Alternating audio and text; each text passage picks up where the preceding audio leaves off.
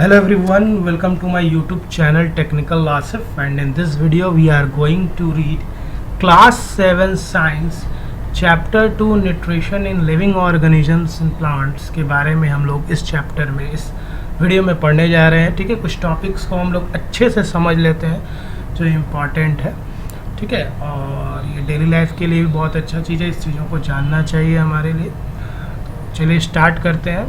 Before starting, if you are new in channel, kindly subscribe my channel and press the bell icon for the new upcoming video from Technical Asif YouTube channel। चलिए, सबसे पहले इसमें जो आपको जानना है वो है सोर्सेस ऑफ फूड। जो हम लोग पास खाना जो हम लोग खाते हैं उसका सोर्स क्या होता है ना, सोर्सेस क्या होता है। कोई भी जब भी हम खाना खाएंगे तो सोर्स क्या है, तो living organisms get their food from various sources. हम लोग क्या है, लिविंग ऑर्गेनिजम्स है, और हम लोग जो फूड हम लोगों को मिलता है वो बहुत सारे वेरियस सोर्सेस से मिलता है ना। क्या क्या सोर्सेस हो सकता है फूड के लिए, तो मेन सोर्सेस ऑफ फूड्स का क्या होगा, या तो प्लांट्स होगा या एनिमल्स। हमें जो खाना मिलता है वो या तो प्लांट से मिलेगा या फिर एनिमल्स से मिलेगा। कैसे मिलेगा, देखिए अगर प्लांट्स की हम लोग बात करते हैं, यहाँ पे अगर हम लोग प्लांट्स की बात करते हैं तो यहाँ पे देखिए फ्रॉम प्लांट्स की अगर बात करें तो जितना भी all fruits and vegetable, oats, pulses, etc, ये सारा कुछ हम लोगों को कहाँ से मिलता है, that all we get from the plants. ये सारा कुछ हम लोग, आप सब जानते ही हैं कि ये सारा चीज़ हम लोग को प्लांट्स के प्रोडक्ट है, हम लोग को प्लांट से मिलता है। ठीक है, फ्रूट्स हो गया, वेजिटेबल्स हो गया, ओट्स, पल्सेस, इसके अलावा और भी बहुत कुछ है जो हम लोग को ये सारा सोर्सेस कहाँ से मिलता है, प्लांट्स के हेल्प से मिलता है। दूसरा है एनिमल प्रोडक्ट्स, है ना। और हमें क्या उससे सोर्सेस ऑफ फूड हमारा क्या है, दूसरा एनिमल्स है। एनिमल से देखिए हम लोग को मिल्क मिलता है, एग मिलता है, meat, chicken, fish, beef, pork, etc, है ना। These are the different sources of food from animals, है ना। तो सबसे पहले तो हम लोग ये समझ लिए कि सोर्सेस ऑफ फूड क्या होता है एनिमल लिविंग ऑर्गेनिजम्स का। एक तो होता है फ्रॉम प्लांट से, दूसरा होता है एनिमल से। प्लांट्स का सारा प्रोडक्ट जो भी है, वेजिटेबल, ओट्स, पल्सेस, ये सब प्लांट्स प्रोडक्ट हो गया। और एनिमल्स के लिए milk, eggs, meat, chicken and etcetera, ये सब एनिमल से मिलने वाले हम लोगों को सोर्सेस ऑफ फूड है। अब हम लोग पढ़ेंगे कि फूड्स में कुछ कंपोनेंट्स पाए जाते हैं, चाहे वो वेजिटेबल, चाहे वो प्लांट्स सोर्स हो या एनिमल सोर्स हो फूड का, उसमें कुछ क्या होता है, कंपोनेंट्स होता है ना। क्या क्या कंपोनेंट्स होता है फूड्स के अंदर, है ना। खानों के अंदर में क्या क्या कंपोनेंट्स पाया जाता है उसको अब हम लोग अच्छे से समझ लेते हैं। तो खाना में अगर देखा जाए what are the different components of food, अगर क्वेश्चन रहे ये क्या क्या कंपोनेंट्स होता है फूड में, तो देखिए सबसे पहला होता है कार्बोहाइड्रेट्स, है ना। जो फर्स्ट कंपोनेंट हम लोग जान रहे हैं अभी तक में, तो वो क्या है, कार्बोहाइड्रेट्स है। सेकंड कंपोनेंट अगर आप देखें तो वो प्रोटीन्स है। थर्ड अगर देखें तो फैट्स है। फोर्थ अगर देखें तो विटामिन्स है। एंड फिफ्थ अगर देखें तो मिनरल्स है। These are the different components of food जो हम लोगों को खानों में मिलता है, चाहे वो प्लांट्स हो या एनिमल है, सब में मिलता है। ठीक है, now components of foods are necessary for our body and is called nutrients. ये जो कंपोनेंट है फूड का, इसको हम लोग हमारे बॉडी के लिए बहुत ही ज़्यादा ज़रूरी है, और इसीलिए इसको हम लोग न्यूट्रिएंट्स भी कहते हैं। ये जो कंपोनेंट्स अभी हमने देखा, कार्बोहाइड्रेट है, प्रोटीन्स है, फैट्स है, विटामिन्स है, मिनरल्स है ना, ये हमारे बॉडी के लिए क्या है, बहुत ही ज़्यादा लाभदायक है, ज़रूरी है। इसीलिए इसको हम लोग, इस कंपोनेंट ऑफ फूड्स को हम लोग न्यूट्रिएंट्स भी कहते हैं ना। तो अभी हम लोग समझ लिए कि जो भी कंपोनेंट्स है फूड का वो हमारे बॉडी के लिए बहुत ज़रूरी है, और उसी को हम लोग क्या बोलते हैं, न्यूट्रिएंट्स। जैसे डॉक्टर के पास हम जाते हैं तो आप बोलते हैं न्यूट्रिएंट्स का कमी हो गया, तो न्यूट्रिएंट्स क्या हो गया, तो न्यूट्रिएंट्स यही आपका बॉडी में कार्बोहाइड्रेट, प्रोटीन, फैट्स, विटामिन और मिनरल्स, इन सबको मिला लोगे तो ये फॉर्म कर देगा न्यूट्रिएंट्स। ठीक है, कंपोनेंट्स ऑफ फूड। अब न्यूट्रिएंट्स क्या होता है, nutrients are taken in through their food by living organisms. Nutrients क्या है, हम लोग इनटेक करते, लेते, खानों के द्वारा हम लोग, लिविंग ऑर्गेनिज्म क्या करता है, न्यूट्रिएंट्स को लेता है ना। खाना, फूड के हेल्प से हम लोग क्या करते हैं, अपने बॉडी के अंदर न्यूट्रिएंट्स को इनटेक करते हैं, खाते हैं तो लेते हैं। एंड उस फूड को फिर हम लोग क्या कहते हैं, under utilized in their bodies. और जो हम लोग खाना खाएं न्यूट्रिएंट्स के फॉर्म में, चाहे वो कार्बोहाइड्रेट हो, प्रोटीन हो, फैट्स हो, विटामिन हो, मिनरल्स हो, हमने जो खाना खाया, जो हम लोग को न्यूट्रिएंट्स मिला, फिर उससे क्या होता है, उस न्यूट्रिएंट का यूटिलाइजेशन होता है हमारे बॉडी में, मतलब यूज़ होता है हमारे बॉडी में, है ना।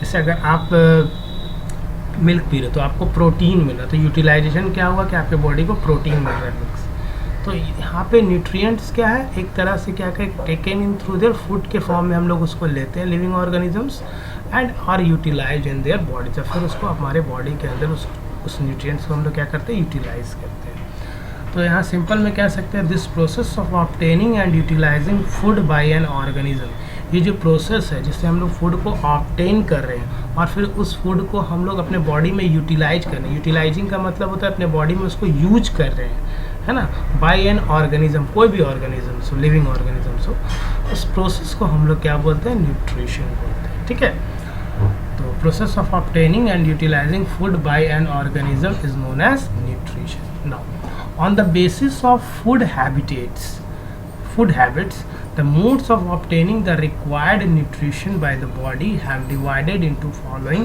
two categories। अगर हम देखा जाए फूड हैबिट्स के हिसाब से, खाने के तरीके से, तो जो हम लोग ऑब्टेन करते हैं, मोड्स ऑफ न्यूट्रिशन ऑब्टेन करते हैं हमारा बॉडी, इसको दो पार्ट में बांटा गया है। एक है autotrophic nutrition and another one is heterotrophic nutrition. ठीक है, हेट्रोट्रॉफिक नेक्स्ट वाले में बताया जाएगा, अभी आप लोग ऑटोट्रॉफिक न्यूट्रिशन के बारे में पढ़ेंगे। ठीक है, चलिए, ऑटोट्रॉफिक न्यूट्रिशन क्या होता है? It is the mode of nutrition in which organisms can make their own food from simple raw materials. Means ये इस तरह का मोड ऑफ न्यूट्रिशन है जहाँ पे ऑर्गेनिज्म जो है अपना खाना खुद से बनाते हैं, ना कि दूसरे पे डिपेंड हो, मतलब जो अपने आप से अपना खाना बनाते हैं। इसलिए यहाँ ऑटो का मतलब होता है सेल्फ और ट्रॉफी का मतलब होता है न्यूट्रिशन, जो अपने आप से खाना खुद के लिए खुद का खाना बनाते हैं, है ना। और इसी का जस्ट अपोजिट होता है हेट्रोट्रॉफिक न्यूट्रिशन, जो डिपेंड करते हैं अनदर पे, है ना, वो अपना खाना खुद से ना बना के दूसरे लिविंग ऑर्गेनिजम्स या कि दूसरे पे डिपेंड करते हैं। That is known as heterotrophic nutrition, जो हम लोग आगे पढ़ेंगे। अभी हम लोग पढ़ेंगे ऑटोट्रॉफिक, जो अपना खाना खुद बनाते हैं। All green plants and some bacteria are autotrophs. जितना भी ग्रीन प्लांट्स है, ग्रीन प्लांट्स कहने का मतलब जिसमें क्लोरोफिल है ना, और कुछ बैक्टीरिया ऐसे हैं जो ऑटोट्रॉफ्स होते हैं, जो अपना खाना खुद से बनाते हैं। चलिए अब हम लोग थोड़ा सा देखते हैं कि जैसे प्लांट्स हमारा ऑटोट्रॉफिक है, तो उसमें एक प्रोसेस होता है that is known as photosynthesis. Photosynthesis क्या है? एक फूड मेकिंग प्रोसेस होता है प्लांट्स का, है ना। जो प्लांट्स है उसको भी तो खाना चाहिए, खाने के लिए कुछ तो खाने का जो प्रोसेस होता है, जो उसका खाना बनाया जाता है ना, नेचुरल तरीके से जो उसमें खाना बनता है, जो वो अपने लिए खाना बनाते हैं, उस प्रोसेस को ही हम लोग क्या बोलते हैं? फोटोसिंथेसिस। ठीक है, अब फोटोसिंथेसिस में देखिए, अगर हम इसको डिटेल में जाएंगे तो सबसे पहले यहाँ देखिए, the synthesis of food in plants occur in their leaves. मतलब जो भी फूड का सिंथेसाइजेशन होता है प्लांट्स के अंदर, वो कहाँ होता है? लीव्स के अंदर, मतलब उसके पत्तों में होता है ना। तो synthesis of food in plant occurs in their leaves, उसके पत्ते में होता है। जो सिंथेसाइजेशन होता है फूड का, जो बनना होता है, वो उसके पत्तों में होता है। ठीक है, Hence leaves are called the food factories of plant। इसीलिए हम लोग लीव्स, जो पत्ते होते हैं प्लांट के, उसको हम क्या बोलते हैं? Food factories of the plant. Plant का वो क्या है? फूड फैक्ट्री है। कौन? लीव्स, क्योंकि सिंथेसाइजेशन ऑफ फूड कहाँ होता है? लीव्स में होता है। The leaves have a green pigment. ये जो आप डायग्राम देख रहे हो, यहाँ पे जो आप कलर देख रहे हो पत्ता का, ये ग्रीन कलर का है। ठीक है, ये जो ग्रीन कलर का जो आप देख रहे हैं, the leaves have a green pigment, इसको हम क्या बोलते हैं? क्लोरोफिल। एक क्लोरोफिल ही है जो रिस्पॉन्सिबल होता है प्लांट के ग्रीन कलर होने का। और इसका फंक्शन क्या होता है? ये जो क्लोरोफिल अभी हम लोग पढ़ रहे हैं कि the leaf have a green pigment called chlorophyll, तो इसका फंक्शन क्या होता है? It helps leaves to capture the energy of the sunlight. ठीक है, अब ये लीव्स के अंदर क्या है? क्लोरोफिल है, और इसी क्लोरोफिल के वजह से लीव का कलर क्या है? ग्रीन है। ठीक है, और इसका काम क्या होता है इस क्लोरोफिल का? देखिए यहाँ पे अंडरलाइन आप कर सकते हैं। It help leaves to capture the energy of the sunlight. मतलब सनलाइट मतलब सन से जो एनर्जी मिलता है हम लोगों को, तो यहाँ पे क्या करता है? लीव्स जो है, ये जो आपका क्लोरोफिल जो है वो कैप्चर करता है जो एनर्जी हम लोगों को सनलाइट से मिलता है। तो देखिए यहाँ पे एनर्जी जो है यहाँ सनलाइट से ही कैप्चर कर रही है, क्लोरोफिल कैप्चर कर रहा है ना। It helps it to capture the energy of the sunlight. Now this energy is used. अब जो एनर्जी कंज्यूम किया गया क्लोरोफिल के द्वारा, है ना, अब एनर्जी जो कंज्यूम किया गया, this energy is use by the plants. अब ये एनर्जी कौन यूज़ करता है? प्लांट्स यूज़ करता है। किस लिए? To synthesize their food, food को सिंथेसाइज करने के लिए। एनर्जी कहाँ से मिला? सनलाइट से। कैप्चर करने में कौन हेल्प किया हम लोगों को? सोलर एनर्जी कैप्चर करने में हम लोगों को क्लोरोफिल हेल्प किया। और ये एनर्जी को फिर यूज़ कहाँ किया जाएगा? Is use by the plant to synthesize their food, खाना को बनाने के लिए। प्लांट के खाने को बनाने के लिए सोलर एनर्जी का यूज़ किया गया। यूजिंग, उसमें और क्या यूज़ किया जाता है? Carbon dioxide and water. मतलब जो भी आप एनर्जी कंज्यूम किए, पत्ते ने जो भी कंज्यूम किया एनर्जी क्लोरोफिल ने, ठीक है, उस एनर्जी को कंज्यूम करने के बाद, ठीक है, अब हम लोग को और क्या चाहिए साथ में? इसके साथ बनाने के लिए कार्बन डाइऑक्साइड और वाटर भी चाहिए। ठीक है, तो ये जो प्रोसेस है, ठीक है, इस प्रोसेस को ही हम लोग क्या बोलते हैं? फोटोसिंथेसिस। फोटो यहाँ पे क्या हो गया? लाइट, जो हम लोग को सोलर एनर्जी मिल रहा है। और सिंथेसिस क्या होता है? To combine. हम लोग यहाँ पे क्या करते हैं? कार्बन डाइऑक्साइड जो जोड़ रहे हैं, ठीक है, प्रोसेस में, तो यहाँ पे क्या करें हम लोग? कंबाइन, सिंथेसाइज कर रहे हैं, ठीक है, सारे एनर्जी को, as it takes place in the presence of sunlight. ठीक है, फोटोसिंथेसिस जब भी होगा तो किसके प्रेजेंस में होगा? सनलाइट में। और सनलाइट में से जो सोलर एनर्जी उसको कंज्यूम कौन करता है? आपका क्लोरोफिल करता है। सिंपल यही आपको याद रखना। साथ में हम लोग को क्या चाहिए? Carbon dioxide and water. This process can be written in the form of following equation. यहाँ पे लिख लीजिएगा, इक्वेशन होगा, क्यों छूट गया यहाँ पे आप ठीक कर लेना। यहाँ पे इक्वेशन होगा, ठीक है, इक्वेशन। सबसे पहले यहाँ पे आप देखिएगा क्या है? कार्बन डाइऑक्साइड और वाटर। तो कार्बन डाइऑक्साइड और वाटर चाहिए, ये रॉ मटेरियल हो गया। ठीक है, फोटोसिंथेसिस को बनाने के लिए, करने के लिए रॉ मटेरियल में कार्बन डाइऑक्साइड और वाटर हो गया। जो कि कार्बन डाइऑक्साइड और वाटर कहाँ से मिलता है? प्लांट को सॉइल से मिलता है। और किसके प्रेजेंस में फोटोसिंथेसिस होता है? सनलाइट के प्रेजेंस में क्लोरोफिल उसको कंज्यूम करता है। ठीक है, लेकिन साथ में रॉ मटेरियल में कार्बन डाइऑक्साइड और वाटर भी चाहिए फोटोसिंथेसिस। रॉ देखिए प्रोडक्ट क्या फॉर्म करेगा जब दोनों हम लोग को मिल गया? तो कार्बोहाइड्रेट मिलेगा और ऑक्सीजन मिलेगा। When the reaction takes place. ठीक है, जब हम लोग सनलाइट से एनर्जी लेंगे, सॉरी प्लांट से एनर्जी लेगा, तो क्या बनेगा? Carbohydrate plus oxygen. अब थोड़ा सा हम लोग पढ़ते हैं रॉ मटेरियल्स फॉर फोटोसिंथेसिस। तो क्या फोटोसिंथेसिस के लिए रॉ मटेरियल्स अगर देखें तो क्या लगा? ये कार्बन डाइऑक्साइड लगा और वाटर लगा। From the above equation, it is clear that carbon dioxide and water are raw material for photosynthesis. आप बोले, आपसे कोई पूछेगा what are the raw materials for photosynthesis?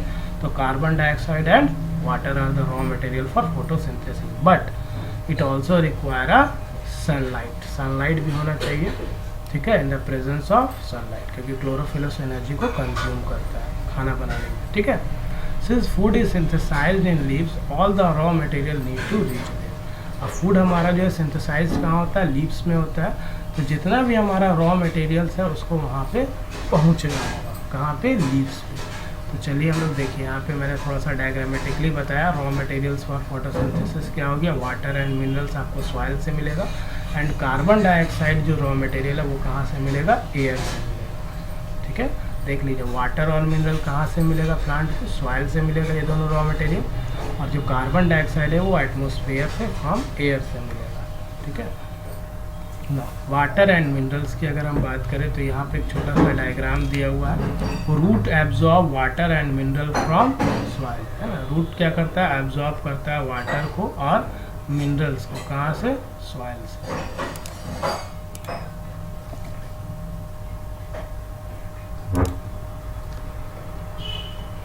Hair water and minerals अगर हम लोग देखें तो कैसे मिलेगा? तो सॉइल से मिलता है। तो यहाँ जो आपका देखिए यहाँ पे डायग्राम में दिया हुआ है, ये सॉइल का पार्टिकल्स है और ये रूट हेयर है ना।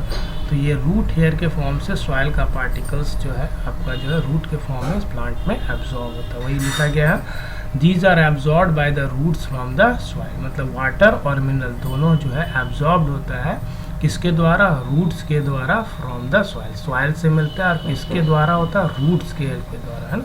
जो भी वाटर और मिनरल हमारे प्लांट्स में आता है वो कहाँ से आता है? सॉइल से आता है। और सॉइल से तो मिलता है बट किसके थ्रू? रूट्स के थ्रू। देखिए यहाँ रूट के थ्रू, यहाँ पे सॉइल का पार्टिकल, ये डायग्राम अच्छे से देखिए, और ये रूट का हेयर है और यहाँ से एब्जॉर्ब हो रहा है वाटर और minerals.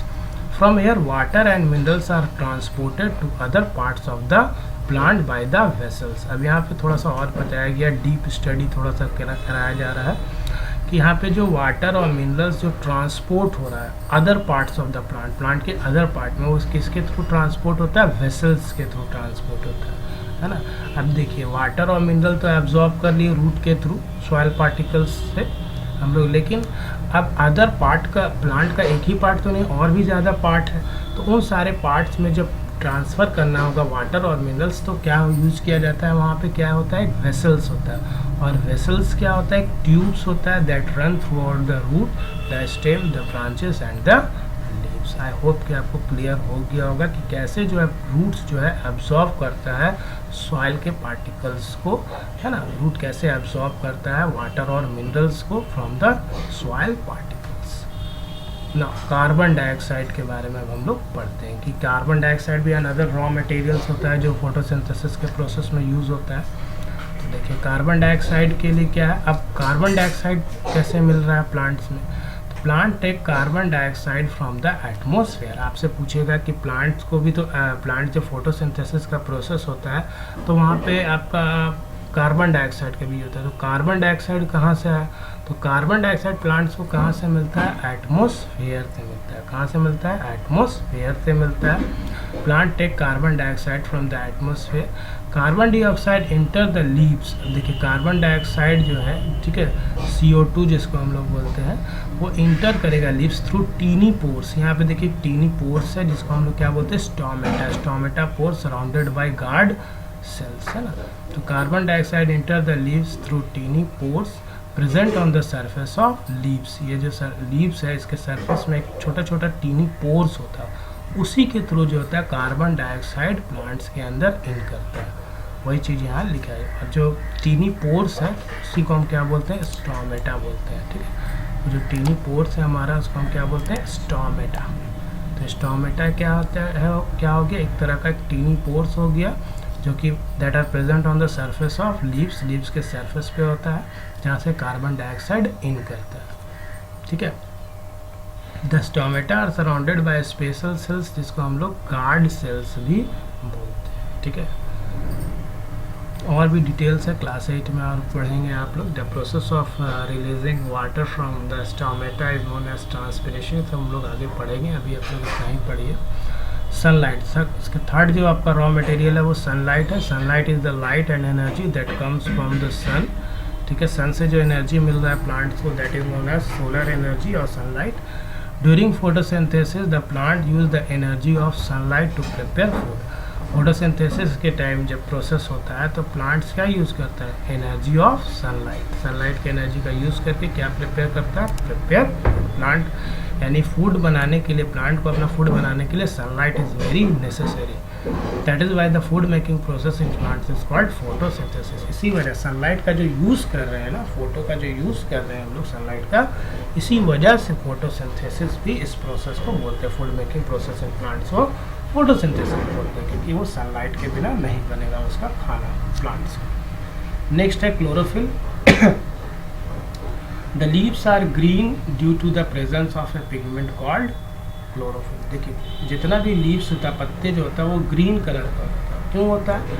Due to the presence of a pigment. एक पिगमेंट होता है जिसको हम लोग क्या बोलते हैं? क्लोरोफिल, ठीक है। It help the leaves to capture solar energy. और ये क्लोरोफिल का इतना बड़ा रोल प्ले है कि ये हेल्प करता है पत्तों को क्या कैप्चर करने के लिए सोलर एनर्जी, मतलब सन से जो एनर्जी मिल रहा है उसको एब्जॉर्ब करने में, लेने के लिए भी क्या कौन हेल्प करता है हमको? क्लोरोफिल करता है। Now this energy is used to prepare food from carbon dioxide and water. फिर एनर्जी लेने के बाद इसके साथ raw material carbon dioxide and water को मिल करके हमारे पास वो खाना बना के किसको देता है? हमारे प्लांट्स को। ना प्रोडक्ट्स ऑफ फोटोसिंथेसिस देखते हैं क्या क्या प्रोडक्ट्स निकलेंगे। जैसे फोटोसिंथेसिस हो गया, यहाँ पे जैसे हमने रिएक्शन दिखाया है, यहाँ पे देखिए कार्बन डाइऑक्साइड और वाटर बना, तो प्रोडक्ट में हमको क्या मिला? कार्बोहाइड्रेट और ऑक्सीजन। कार्बोहाइड्रेट का मतलब कार्बन हो गया, हाइड्रोजन हो गया और ऑक्सीजन हो गया, और इधर तो ऑक्सीजन निकल ही रहा है। तो इसके बारे में थोड़ा सा हम लोग प्रोडक्ट पढ़ लेते हैं, क्या क्या प्रोडक्ट मिलेगा हम लोग को। The initial product of photosynthesis is a carbohydrate. तो सबसे पहला प्रोडक्ट निकलेगा फोटोसिंथेसिस में, उसको हम लोग क्या बोलते हैं, कार्बोहाइड्रेट बोलते हैं, दैट इज ग्लूकोज। और it next converted to starch, फिर बाद में वो किस में कन्वर्ट हो जाता है, स्टार्च में। Whose presence in the leaves indicates the occurrence of photosynthesis, उसका प्रेजेंस ही बताता है कि यहाँ पे फोटोसिंथेसिस का एक रिएक्शंस हुआ है। Carbohydrate another contains carbon, hydrogen and oxygen, ये तीनों चीज़ कार्बोहाइड्रेट रखता है। एंड सब carbohydrate also converted to protein and fat, कुछ कार्बोहाइड्रेट प्रोटीन और फैट्स में भी convert. These are the important topics of class 7 science. ठीक है, तो इसको आप लोग कर ले। आई होप कि आपको हेल्प करेगा ये वीडियो अच्छा लगे तो लाइक शेयर सब्सक्राइब करें, बेल आइकन प्रेस कर दें for the new upcoming video from technical Asif YouTube channel. Thank you for watching.